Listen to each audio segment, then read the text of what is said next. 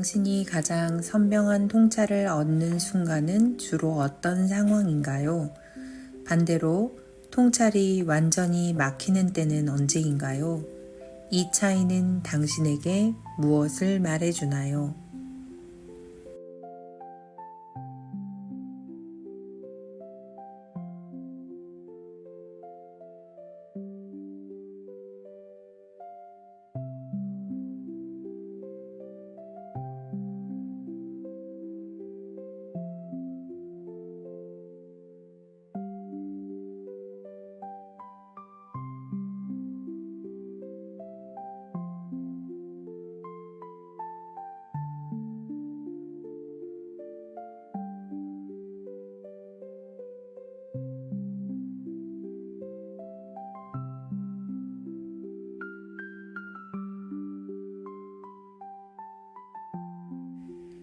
귀먹음에서 출현으로 43번째 시티는 출현에 대한 것입니다. 그것은 인간 안에서 가능한 의식의 마지막 돌파구를 나타냅니다. 에피파니 시티는 내면의 포기나 항복을 통해 우리 안에 신성한 존재가 드러나는 순간을 뜻합니다. 이러한 깨달음은 인간의 본질에 대해 우리가 알고 있다고 생각하는 모든 것을 넘어서는 출현의 상태입니다. 이 깨달음은 우리의 모든 경험과 관계없이 우리 본연의 존재를 이루는 순수한 본질로 우리를 이끕니다. 43번째 유전자 키 시티 출현. 안녕하세요. 수능을 며칠 앞둔 빼빼로데이 도레미 인사드립니다. 열일하고 있는 아름다운 가을 하늘을 만끽하고 계신가요? 오늘 43번의 1번 라인을 맞이해서 저는 성찰에서 통찰이 일어나는 과정에 대해 탐구해보고 싶습니다. 리얼 데이터와 메타 데이터의 관계. 우리의 일상은 다양한 사건과 경험, 즉 리얼 데이터로 가득 차 있습니다. 리얼 데이터는 우리가 눈으로 보고 귀로 듣는 정보의 세상을 의미합니다. 그러나 매일의 성찰은 이 데이터를 넘어서 진정한 의미를 찾기 위한 노력을 뜻합니다. 리얼 데이터의 바탕이 되는 메타 데이터, 즉 본질을 관통하는 지혜를 발견하는 것이 성찰의 궁극적 목적이죠. 43번 유전자 키의 통찰은 이러한 메타데이터를 찾아내도록 도와줍니다. 일상에서 일어나는 사건, 정보에만 집착하지 않고 더 깊은 의미와 내면의 소리를 들을 수 있을 때 비로소 우리는 성찰에서 통찰로 나아가게 됩니다. 통찰이 선명하게 나타나는 순간은 종종 외부의 소음이 사라지고 내면의 목소리에 온전히 집중할 수 있을 때 일어납니다.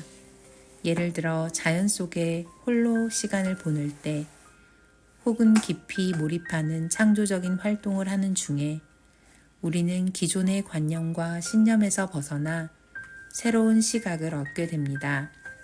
이러한 상황은 내면의 고요함을 통해 진정한 통찰의 흐름을 허용하는 환경을 만듭니다. 반대로 통찰이 완전히 막히는 때는 외부의 요구나 압력이 강하게 작용할 때입니다. 우리가 해야 한다는 의무감에 매몰되거나 주변의 기대와 기준에 지나치게 얽매일 때 자신의 내적 지혜보다는 타인의 판단에 의존하게 됩니다.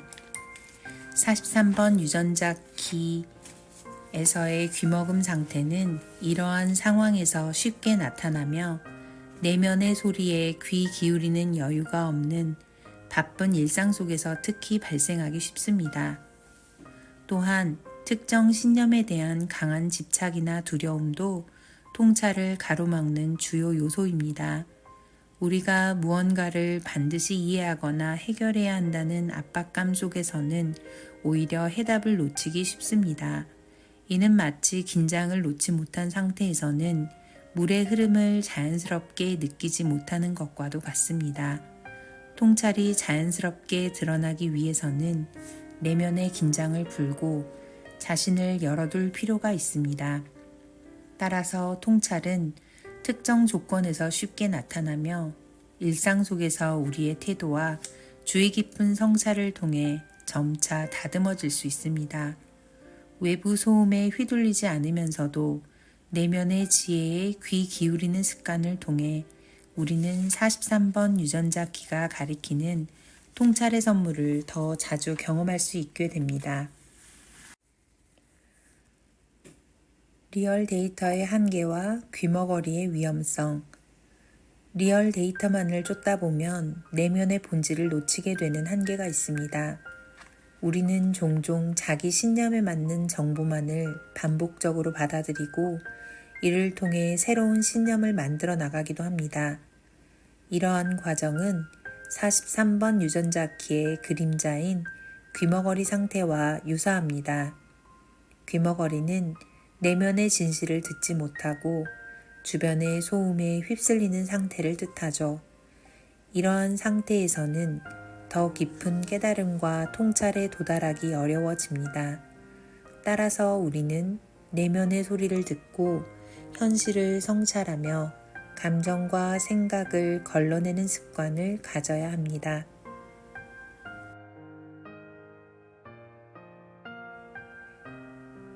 매일 묵상의 중요성.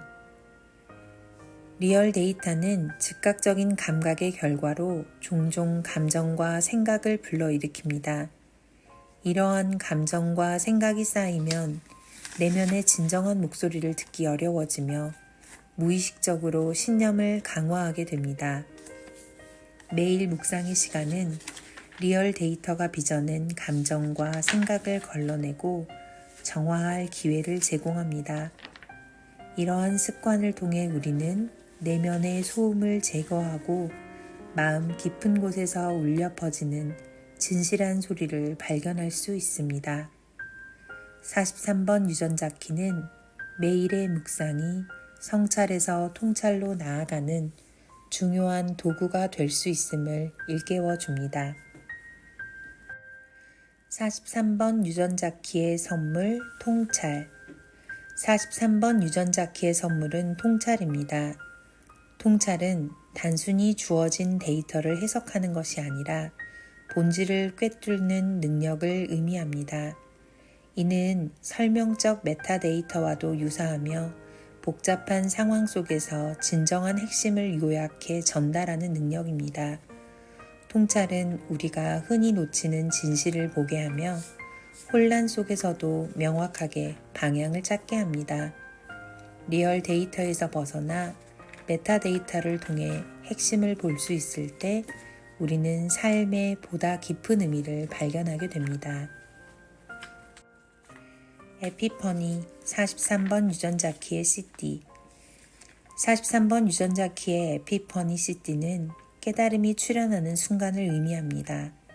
에피퍼니는 내면의 깊은 자각을 통해 도달하는 경지로 모든 사건과 존재가 하나로 연결되어 있음을 깨닫는 상태입니다. 이는 데이비드 호킨스 박사가 언급한 현실에 드러나는 모든 일은 우리 내면의 의식이다 라는 통찰과도 연결됩니다. 우리가 진정한 깨달음과 일체감을 경험하는 순간 외부의 소음은 사라지고 내면의 고요 속에서 우리 존재의 참 모습이 드러나게 됩니다. 성찰을 통한 통찰, 일상의 수행. 성찰을 통해 통찰로 나아가는 것은 매일의 수행입니다.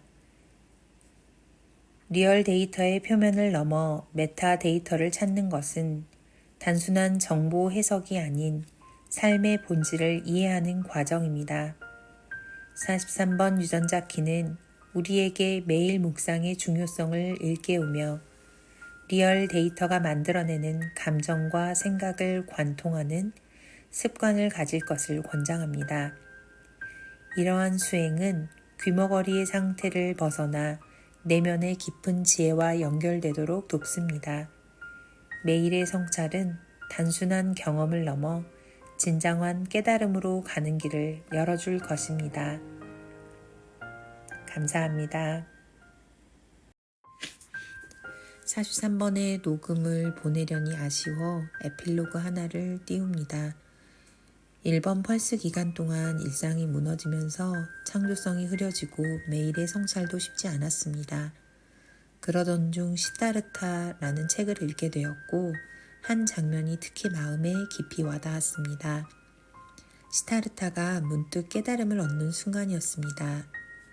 고타마라는 부처라 불리우는 이 구도자가 어떻게 깨달음을 얻게 되었을까 생각하다가 그가 보리수 아래로 가라는 자신의 내면의 소리를 따랐기 때문이라는 것을 깨닫게 되었습니다. 이런 통찰은 예고 없이 의식 위로 떠오르는 것이었고 이것이야말로 43번의 출현이 아닐까 생각했습니다. 1번 펄스 주간에도 창조성의 선물은 깊은 내면에서 어렴풋한 느낌으로 때론 영감으로 조용히 올라왔습니다. 바쁜 일상을 돌아보는 순간이나 무심코 바라본 하늘의 구름, 문득 코끝을 스치는 향기에서 맑은 종소리처럼 울리곤 했습니다. 단순히 지식과 경험을 쌓는 부지런함과 의도만으로는 부족해 보입니다. 자신만의 길을 걸어갈 용기가 있는 사람만이 윤회의 수레바퀴에서 벗어날 수 있는 것 같습니다. 외부의 소음을 차단하고 혼란스러운 현실에서 도망치지 않고 내면으로 침잠한다면 언제 어디서나 통찰을 얻을 수 있을 것입니다. 저는 이제 두려운 내면의 목소리를 마주하기 위해 매일 성찰하고 그 소리를 기꺼이 따르기 위해 기도합니다. 감사합니다.